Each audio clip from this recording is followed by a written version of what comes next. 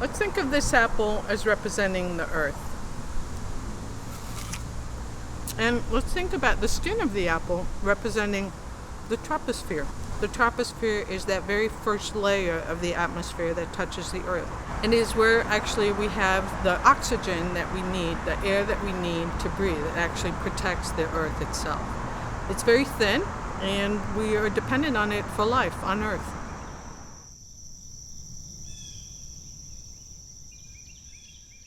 But is air really there, right? How do we know that air is there when you cannot see it? How do you know it's there? So basically, air is matter. We know that it's matter by defining its properties and its characteristics and its existence from following indirect evidence. It has mass, it takes up space, it can move, as you can see the wind moving the leaves behind me. It exerts pressure and it can do work.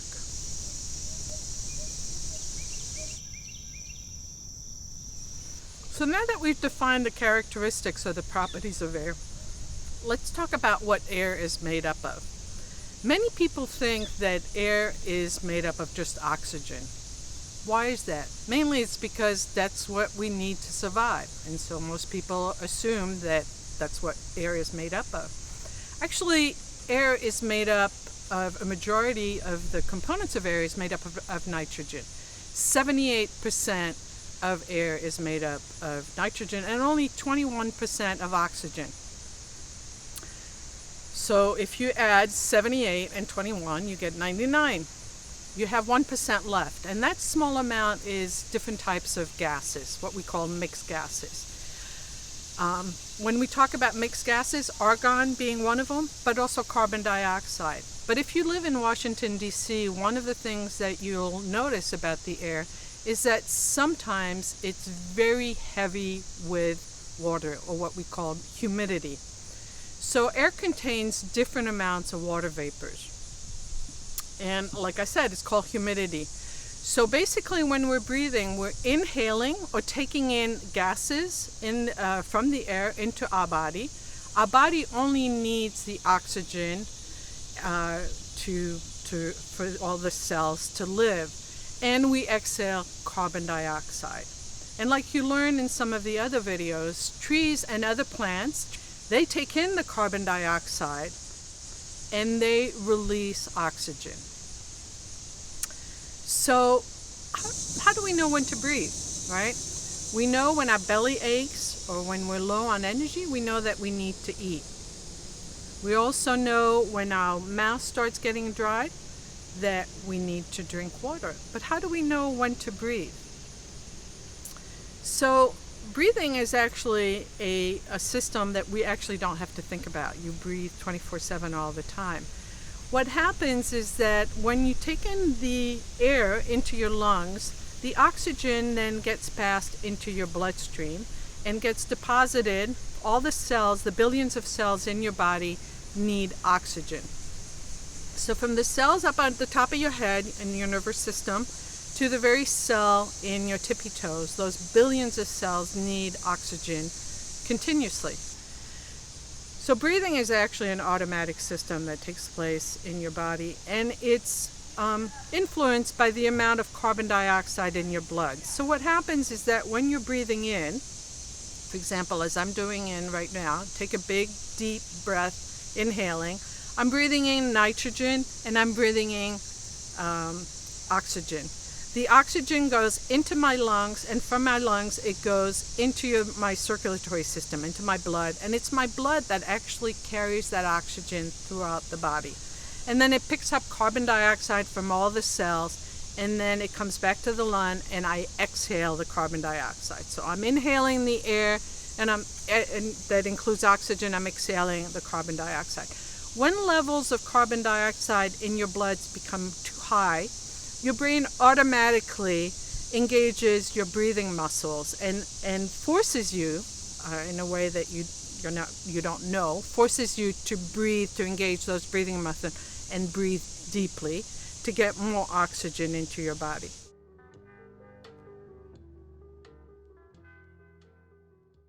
Now I'm sure you've heard that you should be drinking about 8 glasses of water per day, right?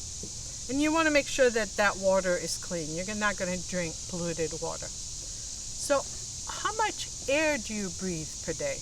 How much air do you breathe per day? And let's guesstimate. Let's try to figure out how many gallons of air. Some people say 2 gallons, 3 gallons, and I said, you're not going to make it past the hour. You breathe about 2,000 gallons of air per day, right? And you're going, wow, 2,000 gallons. Of course, if you're a brand new born baby, your lungs are very small and you will not need 2,000 gallons of air per day. Or if you're one of these athletes that's 7 feet tall and that's continuously exercising, you'll need a lot more than 2,000. But on average, humans breathe about 2,000 gallons of air. So you remember I told you about you wouldn't drink polluted water. You wouldn't drink water that had little specks in it. Would you breathe air that's polluted? Well, remember I said you don't have control about when you breathe, right? So your breathing system is automatic. And especially think, if 2,000 gallons of air are going through your lungs, what happens if that air is polluted? Whether it be through natural sources or anthropogenic human-made sources. What happens to your health when you're breathing in that air?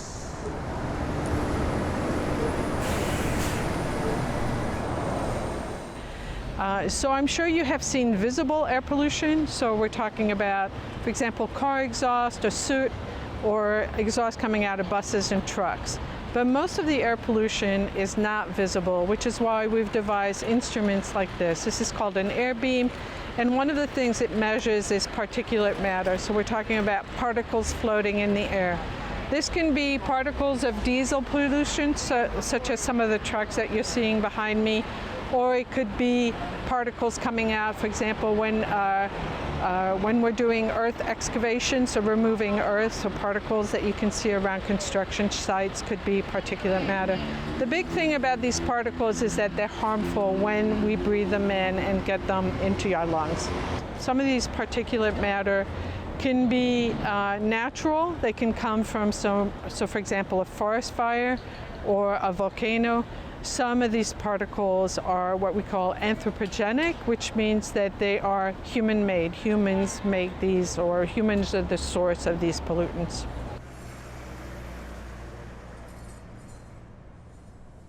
So what's the big deal if these particles are so small?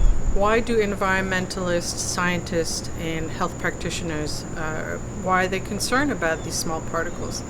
Well, the thing is that the particles that are 2.5 microns or smaller actually impact human health. And the way that they impact human health is that they go into your respiratory system. So when you're breathing air, remember you're breathing 2,000 gallons of air per day approximately. So you're breathing in that air and that's going into your lungs. And the problem is that both for asthmatics and for people that have cardiac issues or other types of lung issues, what happens is when you're breathing it in, the particulate matter and other pollutants can really irritate the lungs. So for asthmatic, create different types of problems, but also on the heart side, the cardiac issues is that when you're breathing these particles in, they actually cross over the barrier in the alveoli. The alveoli are these little air sacs that we have in the lungs, and we have millions and millions of them, and that's where the gas interchange is taking place. And what happens is that these very small particulate matter cross over into the circulatory system and can get lodged in the arteries, in the veins, or even in the pathways to the brain, and can create all kinds of the problems. So that's one of the reasons why we're very concerned about these different small particulate matter and other types of pollutants. If we cannot see air pollution, how do we know it's there? So we have government agencies, both at the federal, regional, and local level, that have developed something called the Air Quality Index. And the Air Quality Index is a color index that communicates to the public how the air quality is doing in a locality, in a certain area. So the AQI is what we call the air quality index, is made up of 5 colors. Green being good, meaning that there's very few pollutants in the air. Next one would be yellow, moderate. That means there's some pollutants. You should be a little careful as to maybe possibly when you're doing physical exercise. Next one would be orange, and it's unhealthy for what we call as a sensitive group. Sensitive groups are folks that are asthmatic or have different types of lung issues or potentially cardiac problems, heart problems. Red is unhealthy for all people, all humans. And for example, in Washington, D.C., during the summer when we have a code red, which we have less and less, a code red, campers do not play outside because the air can have damaging impacts to the lung. And then the last color, which we haven't had in DC, is color purple. And that's very unhealthy. These would be situations like around forest fires potentially, or for example, volcano eruption would potentially give you code purple levels of air pollutants.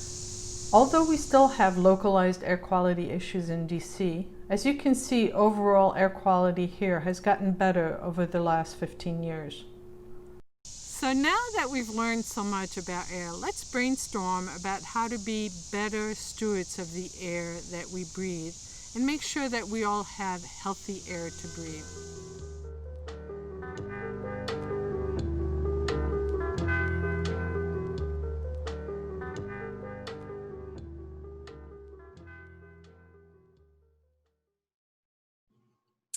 Hi, thanks for joining this session. I hope you enjoyed the short movie, which provided a lot of the content that I share with students when I go in the classroom. In this session, we're going to talk about the challenges of teaching about air. So the whole concept of it being driven by the autonomic nervous system, unlike hunger and thirst. Most of us are not really aware that we're breathing. And so why should we care? Another thing is looking at sources of air pollution. As we stated in the film, most air pollutants are too small to see. So that's another. And unlike when you're looking at a plastic bag floating down a river, air pollution is not as much in your face. Another thing we're going to talk about is the impact of poor air quality on health.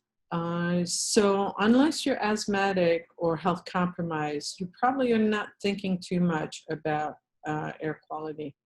We'll look at the curriculum. Clean Air Partners developed a new curriculum that's called On the Air 2020. We'll dive into a 2-module. We'll discuss possibly some misconceptions about air quality, and then we'll discuss also why air quality is important to children's health. So one of the things that I do when I first walk into a classroom is I ask the students to do a free association on the word air. And we write down words that comes to their mind just off the top of their head. And I do this for 2 reasons. One of them is that it enables them to share with me their base knowledge. And so I get a sense of what the students in that specific classroom, what their base knowledge is about air and air quality. Another thing that it lets me know is their concerns, what sorts of concerns they have. So I found that in an urban setting versus a rural setting versus a suburban settings, the concerns about air quality and about the environment are very, very different. And then lastly, it enables me to know right away what are some misconceptions, and then to make sure that I address these misconceptions during my time in the classroom. So I would like to thank the Children Environmental Health Network for inviting Clean Air Partners to come and do this session. My name is Rebecca Davis. I'm an education program manager for Clean Air Partners. I'm also an environmental education consultant in the Mid-Atlantic region. I've been working in this space, well, for about 40 years, teaching about environmental issues, but specifically in the air quality climate change space in DC for about 12 years. I do have boots on the ground training. I have taught 5 years of high school science and math and 2 years of middle school science and math. Currently, I do work for Clean Air Partners, and Clean Air Partners is a public-private partnership that's educating the greater metropolitan Baltimore, Washington region on the health risks of poor air quality. And it is associated with the Metropolitan Washington Council of Governments and the Baltimore Council. I am responsible for doing programming in 24 jurisdictions. And I support K through 12. I focus mainly on middle schools, but I support elementary and middle school. I run a couple of contests. One of them is a slogan contest in the fall, engaging English teachers to talk and get students to think about air quality. And then in the winter, a poster contest. I also judge 10 regional science fairs. And so I can also mentor students that are interested in doing air quality research and help with providing them instruments. As I mentioned, we have a new curriculum that was developed recently that's just coming out. The link is ontheair.cleanairpartners.net that you see below. And I'm going to talk a little bit about the curriculum. It is available online, free of charge. There's no charge to it. And it is also available in PDF, printable documents. It is what we called a phenomenon-based curriculum, which we'll talk a little bit about the different types of phenomena.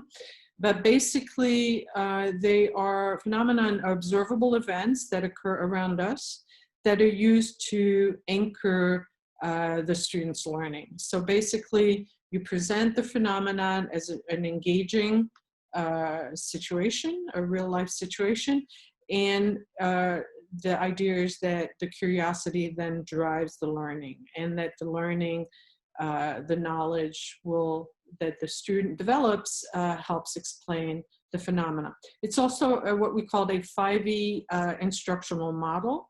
So the 5E, which we'll talk about, is engage, explore, explain, elaborate, and evaluate. And the students is basically at the center of the learning. It's inquiry-based, and it's authentic science. So authentic science versus kind of ideal science. The students in an authentic science curricula, the students are applying as much as possible. So using a scientific method and tools that scientists would use. So the 5 modules, as you can see below, there's one that's called Our Lungs, Our Air, Our Health. That's the one we'll be talking about. One that is called What's the Air Forecast? It goes into how the forecasting takes place with regards to air quality. One's on air pollution in the community. Another one is on air in the Chesapeake Bay. We wanted a local, a localized module kind of looking at how air quality impacts the Chesapeake Bay. And then lastly, the module 5 is about air and climate. So looking at, basically climate change, but it's a deep module, but obviously climate change could be a whole curriculum by itself. So let's go and look at the Our Lungs, Our Air, Our Health. So I'm just going to kind of briefly talk about how the curriculum is set up. There's always a module overview. There's activities. So this kind of opens up like an accordion. I couldn't put all the different slides on this deck, but there's an area when to teach this module. There's the Next Generation Science Standards. So both Maryland and DC have adopted the Next Generation Science Standards. So, and the Standards of Learning of Virginia are also very close to Next Generation Science Standard. There's the 5E module flow, which we'll go into. The materials needed, teacher background, so providing background for the teachers, doing our part. Each module has a doing our part, and then each module also has an air quality champion. So in this one, it's Dr. Phoenix, who's a local assistant research professor over at George Washington University and works a lot on with communities and looking at the impact of air pollution on health, especially youth. So let's go into our next slide where we'll look at the 5E module. I'm going to move this. So when you look at the phenomenon in this one is about, it's a story basically about Tatiana and Calvin. Both of them are asthmatic, and it's the anchor phenomenon. And so students ask questions to build an understanding of the phenomenon. They're going to be able to describe the symptoms of having asthma or the onset of an asthma attack. And then they're also going to connect to the local asthma health statistics. The next one, they do a breathing exercise. And so they do a breathing exercise without discharge. So they do jumping jacks and look at how their heart rate and their respiratory rate changes. And then they then do it through a straw to see how, when you're having an asthma attack and your airflow is limited, how it feels. We then go into the respiratory system. So very quickly here, we look at structure and function. So this is part of what we call the cross-cutting concept in next generation science standards. So looking at the structures, so the airways, the mouth, the nose, the larynx, the bronchi, the bronchioles, looking at the lungs as an organ, and then the muscle of respiration. We then look at function. So we look at how inhaling and exhaling takes place. We also go deep dive into the alveoli where the gas exchange is taking place. So where the oxygen from the air goes into the alveoli and then through diffusion goes into the blood, gets carried to the trillions of cells, and then the carbon dioxide gets picked up and exhaled. We talk about the quantity of air that we breathe per day. Another thing that we do is we talk about why youth are more susceptible to air quality issues. So we talk about how youth lungs are not yet fully developed, that in an adult lung you'll find about 600 million alveoli, which you won't find in a child's lung.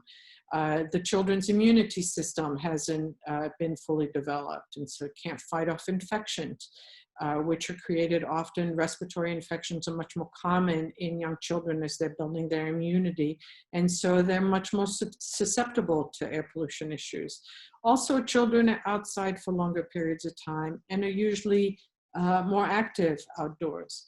In addition, children have higher metabolic rate and a higher respiratory rate. So all these things make children more susceptible. I just want to bring your attention to this poster that I have here on the right-hand side. It's a poster that was entered for the Clean Air Partners poster contest that we have in the spring. Aurora Magna from Tilden Middle School. It's a beauty. It's very often we get very, very beautiful posters. Okay, let's get back to the module flow. So then another thing we do is look at a leaf and the impact of ozone on a leaf. We can't look inside of a lung, so we can't dissect a lung to show students how ozone could impact. We know that we sometimes have high ozone days here. This is ground level ozone differentiated from the ozone layer, which is one of the misconceptions that students have. So making sure to clarify that. But ozone, when the level of ozone is high, it is said that your lungs feel a little bit like they're sunburned, right? So understanding that poor air quality does have an impact on our health. We then look at the impact of air pollution on human. We look at the AQI. We go into a deeper dive on the AQI in one of the other modules on how AQIs are forecasted. Here, basically, what we're trying to get students to understand is how to use the AQI to protect yourself. So if you have a code red a day, which we haven't had one here for a while, not to go outside. And if you're asthmatic, to start being careful and carrying your inhaler. when you have either code yellow or code orange, or when you're around triggers. As an evaluate, which is the last portion of a 5E module flow, evaluate, we're going to ask the students to develop a model and to describe the path of how oxygen gets from the air around us to inside, to the blood system and the circulatory system.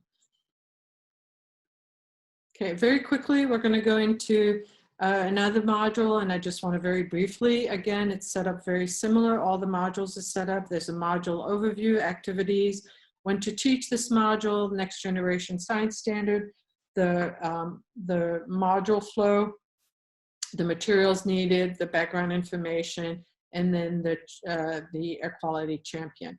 So here the anchor phenomenon is looking at exhaust, so truck exhaust, and understanding what that exhaust is, and understanding what incomplete combustion. And so we use a candle as a demonstration to show how incomplete combustion actually takes place on a much smaller scale. In this module, we have, especially for the students that live in the metropolitan Washington, Baltimore area, teachers can request the use of these instruments. They're called air beams. Air beams actually can measure the particulate matter in the air, and they measure particulate matter 2.5, 1.0 micron, 2.5 micron, and 10 micron. And the thing to know about particulate matter is anything 2.5 micron or smaller can actually cross the barrier from the alveoli to the circulatory system. And so that can really be problematic. Another thing we talk about particulate matter in communities. And we look at data coming from the EPA. We also get students to look at what is called the EPA EJ screen, so environmental justice screen, and to identify who's polluting in my community. And we have an activity on Elaborate that's not in my backyard. As a culminating evaluate activity, we have the students create a scenario of a public hearing on banning diesel trucks in a neighborhood, which literally can happen in some of the areas. So when we're talking about air pollutants, remember that we're talking about both gases and particles. They are what we call common gas pollutants. So ozone, we've already talked about. I usually talk to the students about carbon monoxide, what we call the silent killer, since we have very often in this area, at least once a year, people that die from carbon monoxide poisoning. So having them understand that. We also talk about carbon dioxide. So we talk about carbon dioxide and climate change. We talk about the levels of carbon dioxide having increased dramatically since the Industrial Revolution, and what greenhouse gases do in the troposphere, that they act a little bit like a blanket, and that too much carbon dioxide is basically slowly rising the temperature on Earth, which is not a good thing. We also look at particle pollution. So that's in part what the air beams are doing, looking at both solid and liquids. So we're looking at particulate matter. As an organization, Clean Air Partners does not address so much indoor air quality, but that is something that can be certainly addressed in a classroom, looking at the sources of indoor quality issue. We specifically concentrate more on outdoor air quality. And so one of the things to work with the students on outdoor air quality, we use these air beams. We do what are called walkabouts around their campus. So after usually a day or two of me being in the classroom and giving them base knowledge, we talk about what they think are sources of air pollution in their community. And then we use this air beam. This air beam can upload information to what's called an aircasting website, and data of your walkabouts can be logged in and posted. And so each one of these little circles, these little pancakes, every second the air beam takes a measurement of both particulate matter 10, 2.5, and 1 micron, and puts the according AQI. So depending on the number of particulates matter in the air, it'll post the corresponding AQI color. And so the students, a pretty quick feedback loop. Students can see in their neighborhoods what are potential sources of air pollution. So this is pretty much brings us to the end. And what we can talk about just very, very briefly are actions. This is something I talk with the students all the time. Actions that we can take because they are what we call anthropomorphic or human-based reasons for these air pollutants. And so some of the things is during the summer, you can make sure that you're monitoring the cooling in your house, and so don't make it too cool so as not to spend too much energy. And during the winter time, don't make it too hot, so make sure you can put a sweater on. Using mass transportation is also one of the ways that we can all, is one of the actions that we can all take. When air pollution is not good, when the AQI is not good, so fueling after dark is an important thing. Using a lawnmower that does not contribute to exhaust. Eating local foods. I tell one of the students that one of the things that they can do is actually address pollution through reducing the transportation that food is using. So for example, I tell them that I never eat blueberries during the winter time. I'm not eating blueberries coming from Chile in South America. It's just way too much air pollution and transport. Also, something we can all do is reduce our electricity consumption. And of course, we can go bicycling and enjoy the outdoor. I hope this has been an informative session. Feel free to reach out to me. My name is Rebecca Davis, and my email is cleanairpartnersdc@gmail.com. It's been an enjoyable session. Thank you.